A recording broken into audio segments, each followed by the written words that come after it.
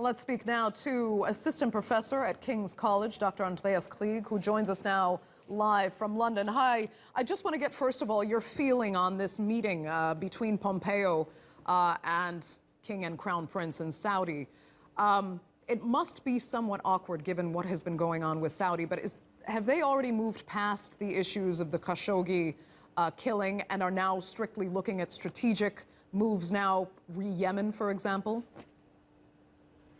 Yes, I think the body language tells it all. Pompeo was already in Riyadh just after all these evidence has come out on the Khashoggi killing, and even then the body language was very positive. If you now look at the meetings, the pictures and videos of the meetings he had with King Salman and Mohammed bin Salman, it really seems like this was a very friendly visit, and there was definitely no distancing there.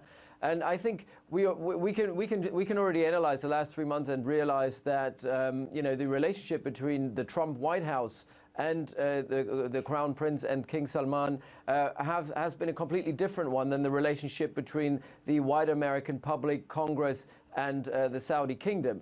And I think that is a key takeaway here, is that Pompeo is representing the Trump administration. He's not representing the civil society or the wider political opinion in Washington towards the Khashoggi killing and towards Saudi Arabia.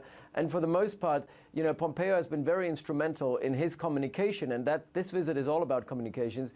In his communication, he's been very, very instrumental in helping the Saudis to move past the Khashoggi affair and going on to issues that for the Americans are probably of wider importance, one of them being Yemen, other one being Qatar, and the overall theme, and that came out of the visits that Pompeo had across the Gulf, the overall theme was trying to build an alliance or a network against Iran. Okay. I mean, and given what's happened then, particularly the Khashoggi killing and all the negative attention that was put on Saudi and then by default on the United States for supporting Saudi throughout this, do you think the U.S. is coming into these discussions now from such a position of power that Saudi will have to concede on a little more than maybe they had hoped to, especially, again, in the case of Yemen and even the blockade against Qatar? I mean, it's all about communications here, right? So it's what you can make the public believe and what you can make the media believe rather than what you actually do.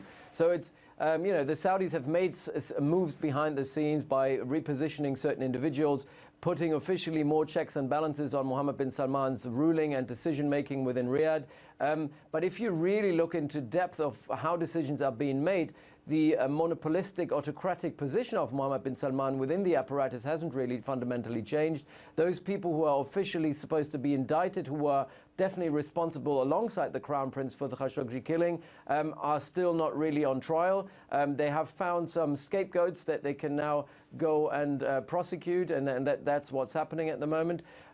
But the pressure from Washington towards Mohammed bin Salman and also Mohammed bin Zayed in a wider scheme of things is very limited, because it is civil society, it's media, and it's Congress, but the Trump White House is basically countering all that kind of pressure and giving the Saudis the impression that they can move, that it's business as usual for the most part, because we've got bigger fish to fry. I mean, that's the overall message. So the pressure on the Saudis is only there to find communication tools to basically say we're doing something. So they did something on Yemen. They made progress. They endorsed the UN peace talks, and they've done that. They still stand behind this, but nonetheless, operations do continue nonetheless.